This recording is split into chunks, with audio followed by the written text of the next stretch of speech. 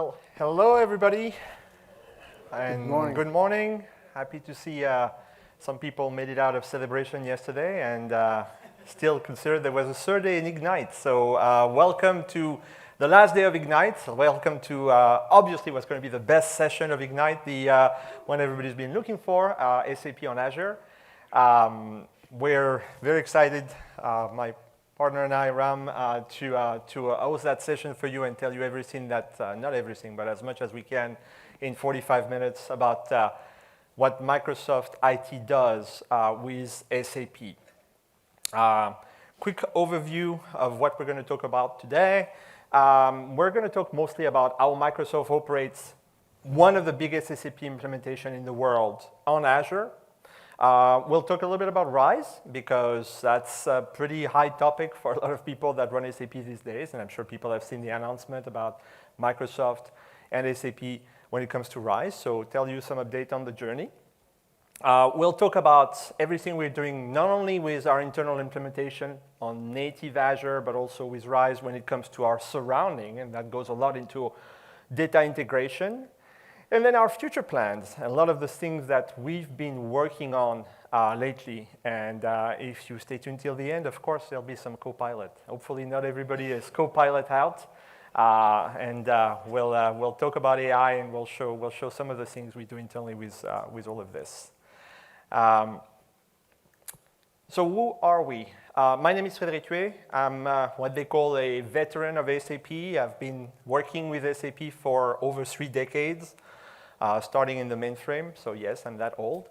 And I've been at Microsoft for just under 7 years, and my role at Microsoft is I lead an architecture team internally, where we work to make SAP the best platform for Microsoft internally, running on Azure, leveraging all of the features that we have of Azure, and integrating fully with our surround. And Yep, thank you, Fred. So my name is Ramakrishna Ramadurgam. I'm a principal software engineering manager at Microsoft. Again, I'm not as veteran as Fred, but enough veteran to speak about the session today. So I manage a team called LiveSite and Telemetry. Our focus is to improve the observability on SAP landscape across different layers. Those layers, we'll talk about it in the session, but yeah, that's what me and my team does. Thank you, Ram. When people hear SAP and Microsoft, they're always wondering, why SAP and Microsoft? And I thought it was very interesting. I'm sure everybody's seen some of the keynotes. If you were in the Satya's keynote, Jensen from NVIDIA showed up and talked about the transformation of Microsoft in terms of partnership and how deeply those partnerships go. But when it comes to SAP, that's nothing new. In fact, the history of SAP at Microsoft is over 30 years old. And if you know either SAP or Microsoft or both, you may even recognize the people on that picture. And the partnership is from all the way 1993. And Microsoft has been deploying and running SAP since end of 1995. So it's a very, very close partnership. Microsoft runs on SAP, and SAP runs on Azure. And we do it for a number of reasons. We do it because we do believe that each other's platform are the best platform in the industry for delivering the result that we need. And we also believe that we have over 90% of customers in common. So whatever we do, whatever we build, benefits our joint customers in making things work better. And it's better together is our overall story. Which brings us to today. And today, SAP at Microsoft is running 100% on Azure. In fact, today, yesterday, and the year before that, SAP at Microsoft has been fully on Azure since close to 6 years now. We finished migrating February 17, 2018, but who remembers the date? It was a Friday. And if you were there, that's one of those dates that you don't forget, is when your production system finally cuts over to another environment. So all of this is on Azure, nicely color-coded for you. Everything in blue, NetWeaver, SQL, traditional ECC, which most of the people in this room today probably know and run or have run at one point in time. Everything in orange is HANA, a lot of S4 HANA, which is, of course, the platform we're all moving into, we're modernizing into. You'll notice one separate color, purple, that's also an S4 environment. Difference is that instead of running in Azure Commercial, this one is for a branch of Microsoft called Microsoft Federal, and it's running in Azure Government, so sovereign cloud. And that's really one of the biggest things we do. We do a lot of things in Microsoft. We do retail, we do, of course, devices, we do search engine and others and others. So we have all of those different branches of businesses, and we have to run them internally, and we have to make sure we run them internally. And we even run SAP in sovereign cloud internally. So why Azure and why the cloud? This is an old slide, but the acronym is CARS. Cost, agility, reliability, and security. Cost, that's a pretty easy one. Moving to Azure meant that we can have systems which are tailored to what we need when we need them. If we don't need the hardware, we make it disappear. In fact, we made the conscious decision when we moved to Azure to not do any HANA, in our case, any S4, any BW4, which are great platforms. We didn't do any of them until we were on Azure because we didn't want to do the CapEx investment. We waited to be in the cloud to start deploying. Agility, the ability for us to create new systems, to clone systems, to test, to try, has been enormous. We've done more SAP projects in the last 5 years than in the 20 years prior because we can just try. There's no more waiting for 6 months. Are we buying the software? Are we deploying? It's like, let's try it. Let's look at it. Let's see what we can do. Reliability, of course. The level of reliability that we can achieve with Azure when it comes to disaster recovery, high availability is way beyond what we could do with our own private data center where we were running SAP before. And of course, security. I'm not going to go into detail for that. There was an entire keynote from Charlie and many others about everything that we've been doing in terms of security. And actually, if you were not in that keynote, I invite you to look at the replay that even shows Security Copilot and some of the integration. There was a great example with financial fraud and an SAP system, and now the deep integration between the two systems worked. So that's 5 years, the last 5 years. And we've been on Azure ever since. And like I said, there is reason, once we were there, once we did our lift and shift, it's like, what were we trying to do? The 5 things that we are aiming is primarily around improved customer employee experience, strengthen our security, like I said, reduce cost, drive innovation by putting all of our data, by leveraging all of the other features of Azure, and of course, getting a better handle on sustainability. Now, sustainability is probably one of the best ones because we get that out of the box simply because Azure is doing such a great job for us in terms of sustainability. But to establish the other 4, we have to take a good look at our implementation, or good look at our system, and decide how we wanted to change them. And we broke it again in 5 layers, starting from the infrastructure. Everything we could modernize, we had done a lift and shift. Then the data platform, how do we enable our data to flow, not just be in a silo, not just be stuck into one system, but to be available throughout the other systems, throughout the entire ecosystem of Microsoft. Then the ERP function. I don't know about you, but after 25 years of running SAP, there's a lot of features that we still run that are not the right ones. There's also a lot of things that were custom developed that shouldn't be there anymore. So doing some cleanup is very, very important. Our surround application, because nobody runs SAP as an island. There's never a single enterprise that runs just SAP. You run SAP and a lot of other things in the ecosystem. And again, at the very top is to drive the user experience, which means better benefit for the business, better benefit for the customer. And looking at that pyramid and how we approach it, that top user experience, every single one of those, we drove principles and priorities on how we wanted to establish that. From making sure that everything we do for the users drives business value in a measurable way, so we have KPIs and business value, all the way to the bottom, back to our infrastructure, where we say we want it to be available, we want it to be scalable, we want an SAP that can run 24/7, 365. That's hard to do. And we want it to be able to scale. Microsoft grew 4x in the last 5 years, and it's still growing very, very fast. We need a platform that grows with us, that has that elasticity. First and foremost, to be able to change things, you have to understand what's happening, which brings us straight into monitoring and telemetry, and being able to get all that data, all that rich information about SAP, and share it throughout the enterprise. Thank you, Fred. I think Fred touched upon the various touch points on why the Azure, when we migrated SAP onto Azure, the first team that got benefited is my team, because that opened up a lot of opportunities, a lot of tools, monitoring tools that we could bring both SAP and Azure together to improve the observability. So let's look at this, the telemetry end-to-end.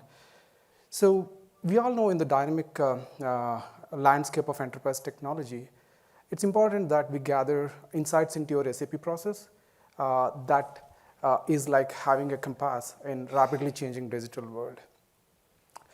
One of the things that we did was to have a granular understanding of every component within your SAP ecosystem. So how it is performing, then it tells you, proactively identify the issues and resolve them before customers do, and improve the performance. And ultimately, it essentially enhances the performance of our efficiency of our SAP landscape, right? So when we started this journey, we knew the SAP was a black box to begin with to our business process owners. And we knew by leveraging SAP and Azure capabilities, we can enhance that observability across different layers. So now let's get into what end-to-end telemetry is all about, right? It's about capturing data from different endpoints that is available, and then we can stitch the story where the component is flowing, your SAP component is flowing, and your business process is healthy or not, right? That's the crux of the end-to-end telemetry story about. So Fred touched upon the surround. I think SAP by itself is complex, and then surround brings in another element of complexity on top of that. And we were able to get the telemetry across different layers and then create one standard dashboard that we extensively use in our live sites to go through each one of those dashboards to understand where there is a dip in the reliability or quality of service, so we can take engineer out decisions to solve those before customers find it.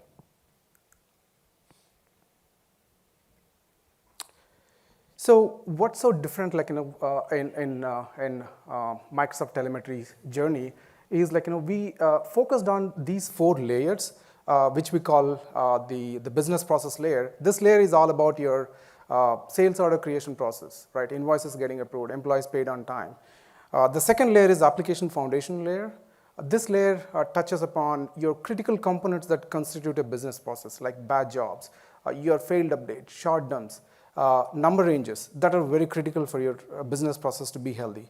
The third layer is the infrastructure layer, which is the basis layer, where it monitors the SAP at the infrastructure layer, like your availability of application servers, stuff like that. The fourth layer, that surround strategy that we have adopted in Microsoft, we monitor the API surround layer there.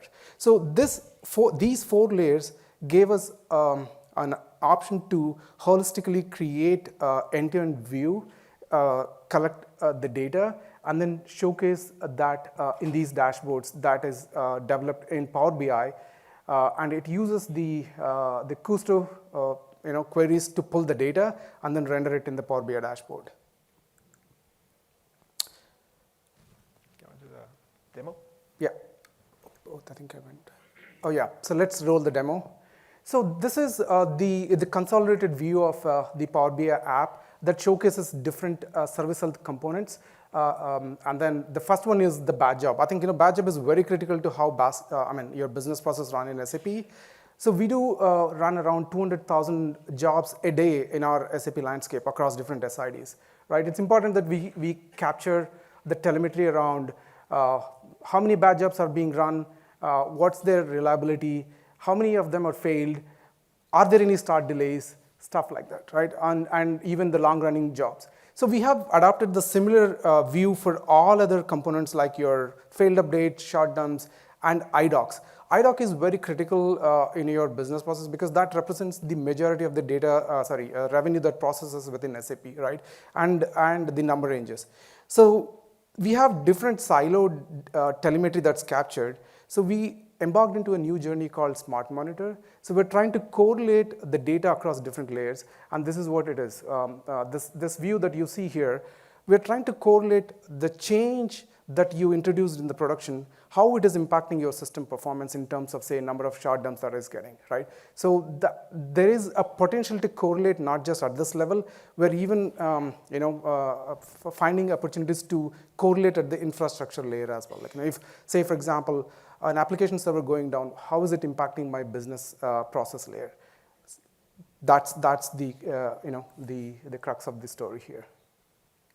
Thank you, Ram.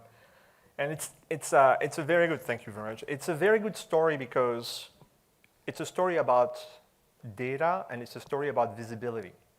But it's not just an IT story. I'll tell you an interesting anecdote that happened. We are a large company, work 189 countries. We work not just SAP, but a number of other ERP, of course, Dynamics and others, as part of our overall implementation. So closing the books is one of the most complex activity that any company does. And our financial team is really an amazing team. They close them in 4 days. If they really push, they do it in 3, which is really, really, really impressive at scale. But that means it's a dance. It's an orchestration dance between the business of Microsoft around the world, around the clock, trying to close all that information. And before, that was a lot of relay phone call between IT and finance to know if things had been completed into a system and they were ready to go into the next system, if the data was there, et cetera, et cetera, et cetera. Having all of that telemetry, all of that monitoring data, the team, the actual business team realized, oh, but I've got that information. I've got that information in my same data lake in which I've got my business data. So they build themselves a Power App. They literally build themselves a Power App so they can look as they close, who's on next, who's on first, who's is happening, what's the data, where is it? And they are now doing all that orchestration on their own because we bring that visibility to the surface.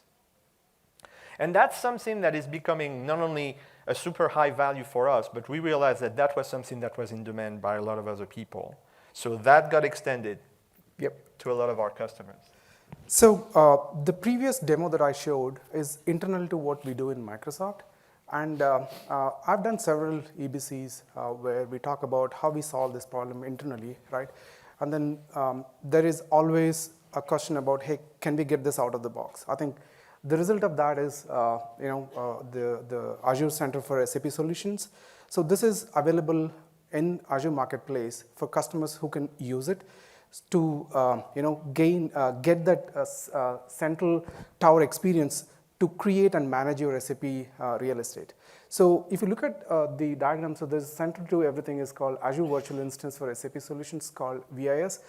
It stitches the different components that SAP constitute and creates that one end-to-end experience for you.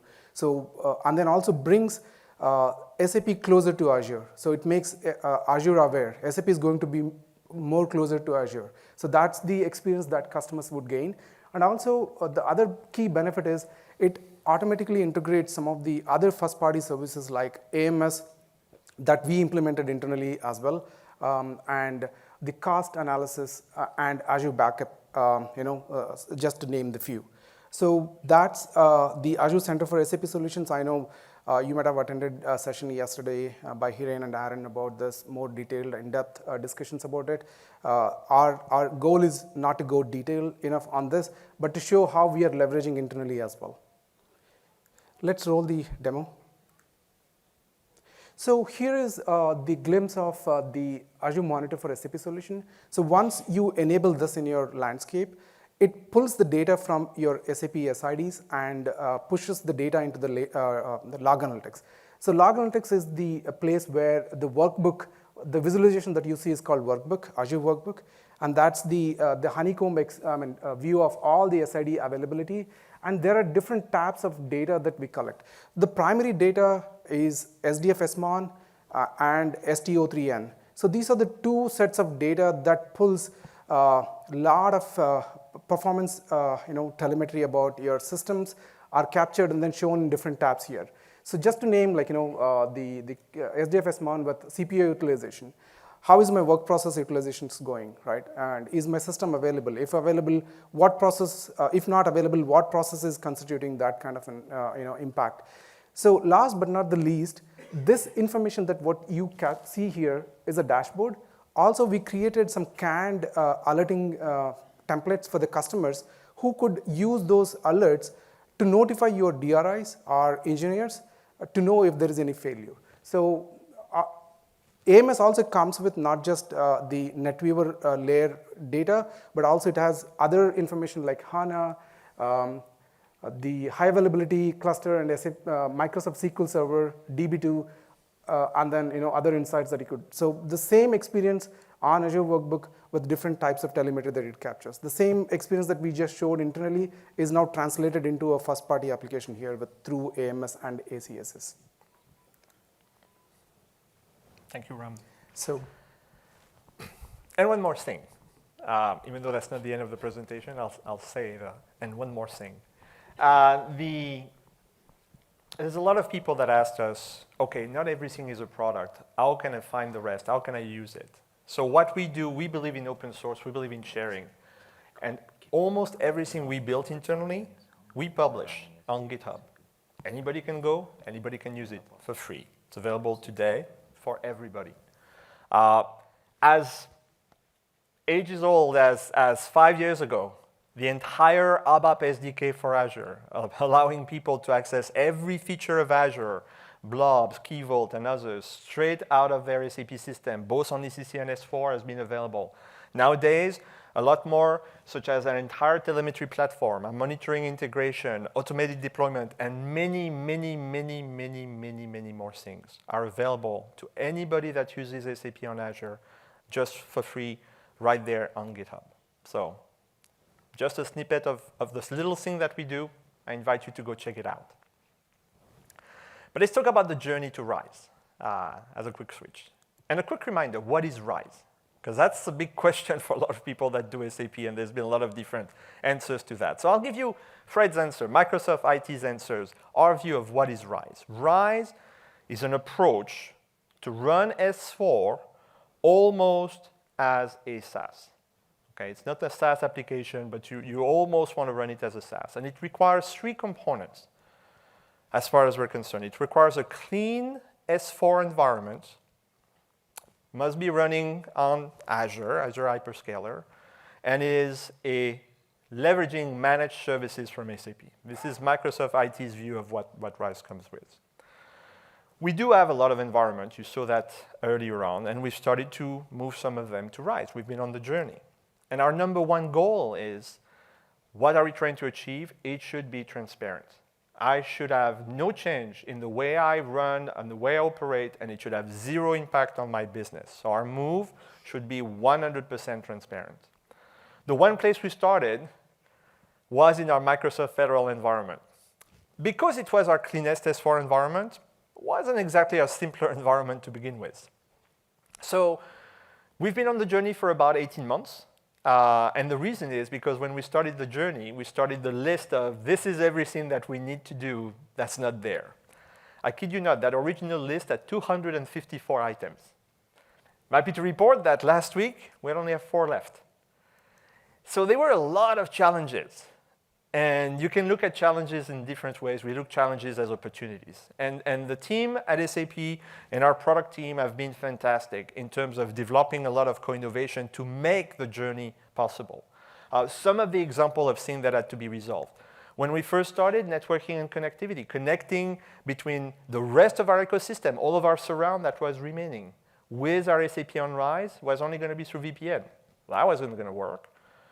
So out of that came the innovation of Private Link to allow the direct peering of the 2 networks. And that was first available on Azure well over a year ago now.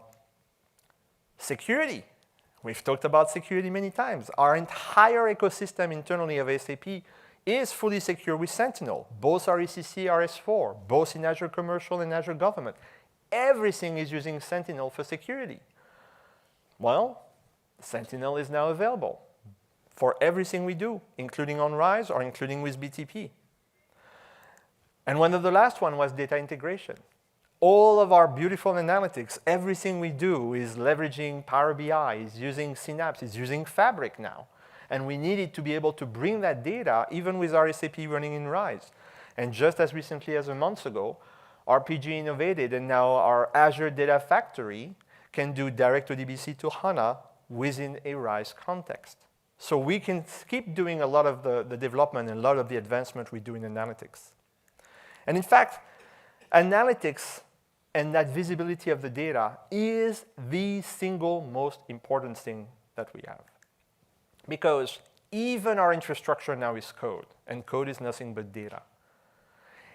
And what we're trying to do, what we've been trying to achieve with our move to Azure is our digital transformation.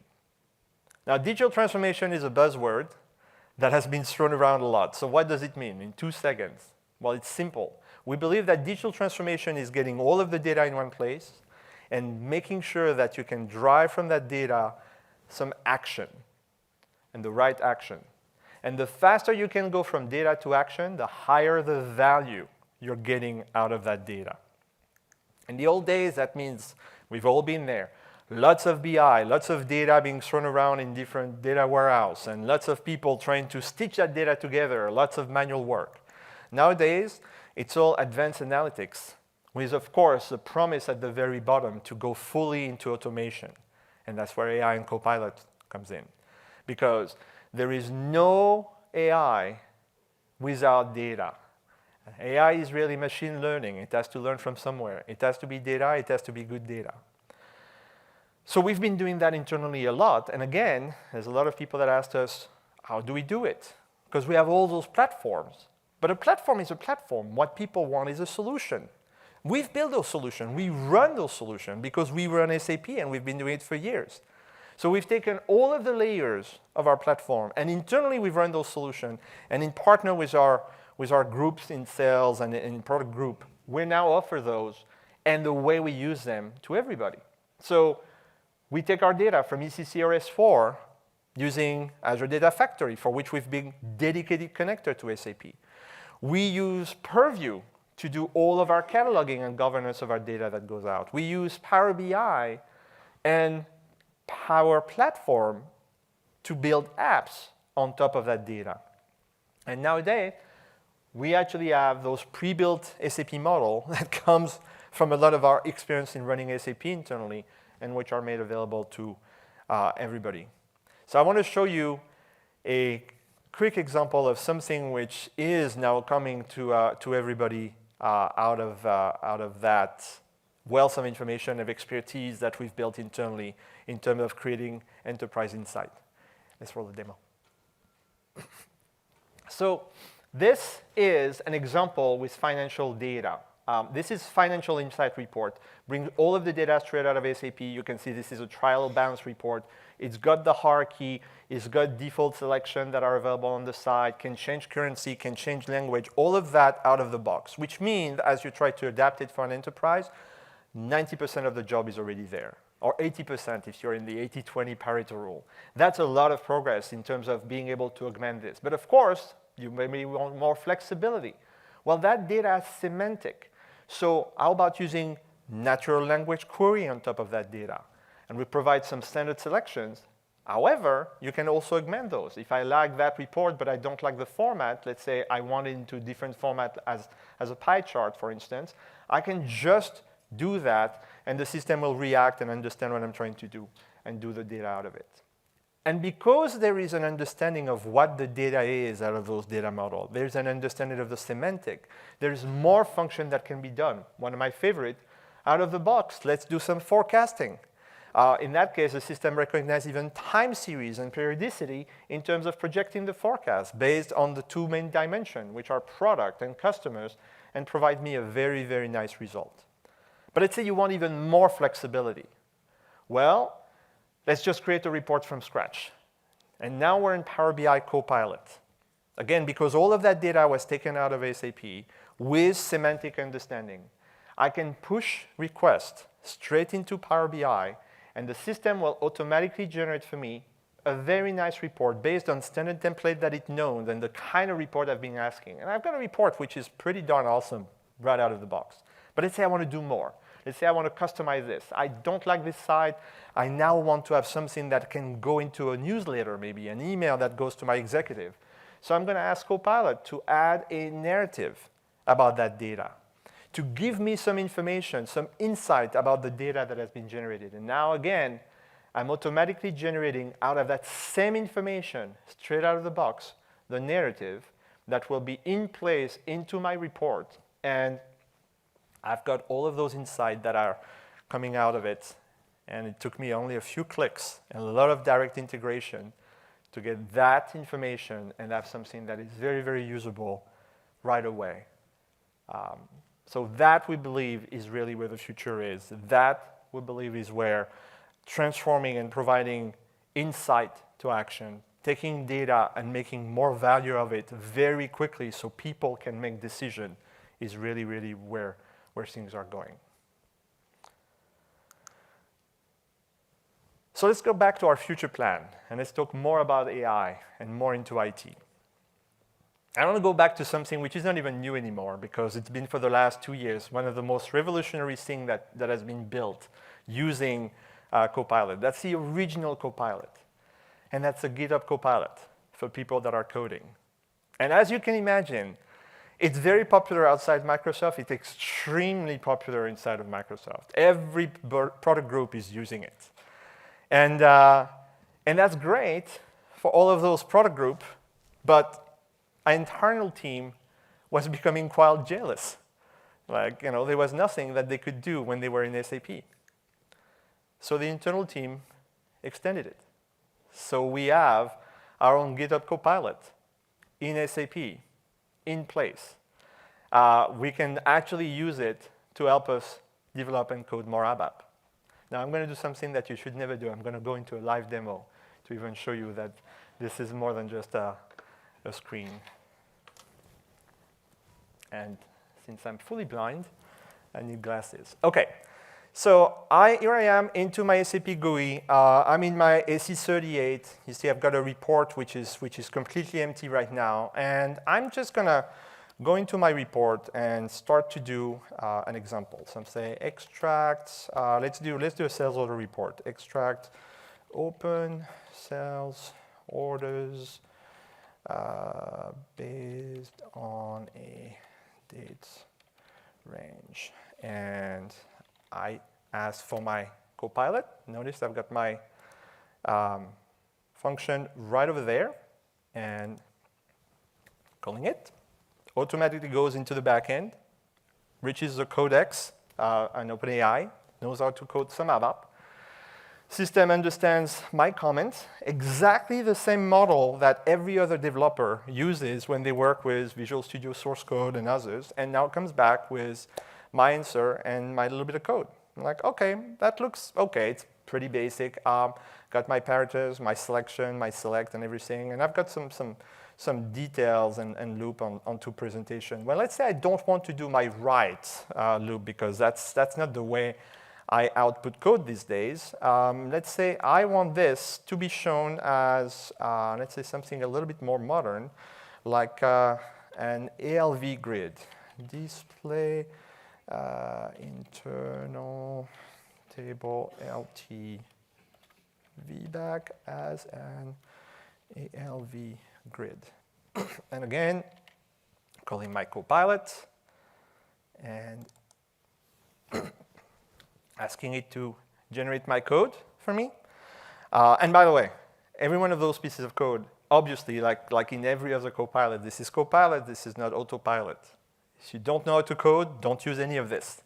But this is a super good help in terms of being able to quickly bring you a little bit of code that you can use out of the box. See, and now I've got my try creation of my class, my factory, and everything like that to create my SLV. Now let's do one last thing. Let's say, well, I've changed my mind. I don't want to do that either. I actually want to be able to download my table. And notice that all of this has been done in place. So I'm going to say, hey, instead, download table LTV back to the presentation server. Oh, look, I even have typos in there, which is what happens all the time. We all do typos, whether you're blind or not. And once again, calling my Copilot, goes into the backend, now looking for generating the code that I need to do the function that I requested, and it's coming back with my, well, in that case, function module. Okay, I don't think I said the right server, but that's the demo. We go back to the slide. So that's an example of some of the things that we do internally with Copilot, and how we extend the features across everything that we do. And that has been a tremendous, tremendous help. But it doesn't stop there. Another thing that we have, and I think you've caught on that notion now, is that we want to treat SAP as the same way everything else is in our ecosystem. Because that is the other big thing in digital transformation, is to break those silos, is to stop having one team saying, no, that's that team, no, that's that team. You know, I used to joke that in IT, there used to be two ITs. There was the regular IT and the SAP IT. And if they could avoid talking to one another, they liked it better. And that doesn't work for most enterprise. You want everything in one place. You want to have the benefit of every platform you use. You know, whether it's Dynamics, whether it's SAP, ServiceNow, Oracle, anything, you want it as a business platform. You don't want it as a bunch of silos next to one another. So in our case, we have a lot of different platforms. And every time we build new things for our customers in the organization, we do it in one central place using Azure DevOps. We plan everything. We do all of our release from Azure DevOps, and that includes our release from SAP. We actually drive all of our correction and transports from Azure DevOps. And we do our support connected to the service tree we build in Azure DevOps. So just like Ram was showing with the correlation in monitoring and telemetry, where we can look, hey, this is what's happening in the observability platform. What have we changed? Not just in SAP, but across the board. When you're trying to figure out an issue, root cause analysis, having that information, super valuable. And by the way, that's where more AI is coming. But let's talk a little bit about that release process. One of the things that we do, and we've always done when we do code, is we do code review as part of our release. So we extended that to SAP as well. So we bring our code as we build into Azure DevOps so we can actually look at our code. And because that's what we do everywhere, we said, well, maybe Copilot could help us as well in here. So once again, let's do the same mistake again and go to a live demo for a second. OK.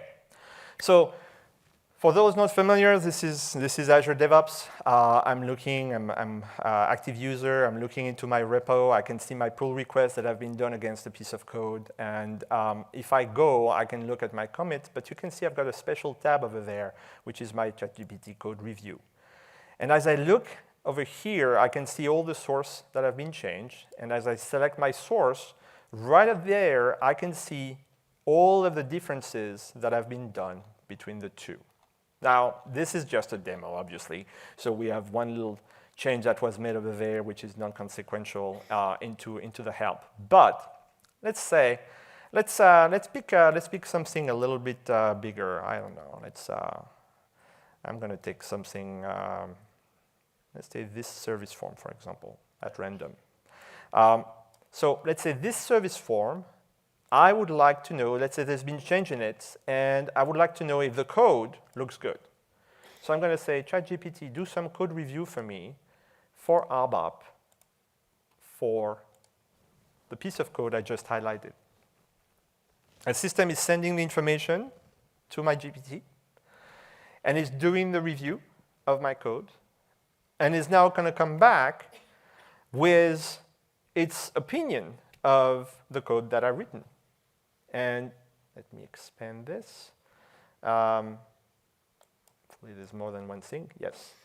Add comments to explain the purpose of this code, writing the part of the code that it doesn't like that needs more comment. Let me take another piece that maybe is more interesting.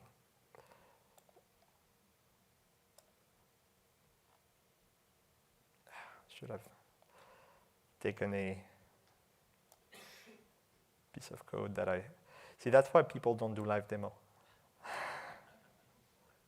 It's always an element of risk of what we're trying to show. And losing my cursor. Let me try this one for a second. And by the way, I can do it for code review, and this is only a demo area. Our production one is different, obviously. And came back pretty quickly. Actually has recommendation. Code can be improved. I didn't check for validity of parameter. I didn't comment to explain purpose. I didn't check to ensure table is not empty, et cetera, et cetera, et cetera. So I've got a number of comments. I can say if I want to add them as my comment. I can decide to include them straight into the code. I could even say, hey, beyond code review, document this for me. Since you're telling me that this should have some documentation, can you tell me what this code does? And again, it's coming back and telling me some of the technical detail of what that piece of code is doing and what it's doing in terms of functions. So let's go back to the presentation. And this is the other thing that we use it for, which is very, very valuable. We all have large SAP environments that have been running for a long time. We might have 15, 20, 25 years worth of code that was written by an unknown number of consulting practices that have come and gone. And there's probably very little documentation left behind. As we try to move to a new platform, especially S4, understanding what's in there is very, very important. Understanding it at scale is very, very hard. So that's one of the reasons we've been building this. Because even for us, we believe that it helps us with our current development today, being able to automatically document everything we write and being able to review, find bugs and others, but also being able to take at scale all of our existing code and review it or transform it. Being able to say, I will move it to a new platform, BTP, Power Platform. Let's go back to a clean core. So this is some of the features that we've been building internally to support all of this. Now, like I said, none of this is a product. This is all internal. This is all what we do in Microsoft IT, but we're always happy to share it. But everything I showed you is available to everybody that runs on Azure. Because just like 5 years ago, we did ABAP SDK, and we still update it today, so you can have all the features of ABAP and Azure together. We built an AI SDK for ABAP, and that's available to everybody on GitHub. So being able to access every single feature of Azure OpenAI, being able to use it for business application or for IT development like I just showed you, is available to everybody. And that, I believe, is the future for every SAP implementation. So key takeaways. We believe that digital transformation is really about bringing all of the data into a central place so that there is a source of truth for the enterprise and more action can be driven out of that data. We believe that bridging those silos is the first step into fostering innovation, making sure that people are not stuck into one platform or another, but be able to actually build what they need across multiple platforms. And we believe that AI is what's going to allow to unleash a lot of creativity and freedom for a lot of people that not necessarily are technical people to be able to build those solutions for the future. And that's what we're firmly committed to achieve. Thank you.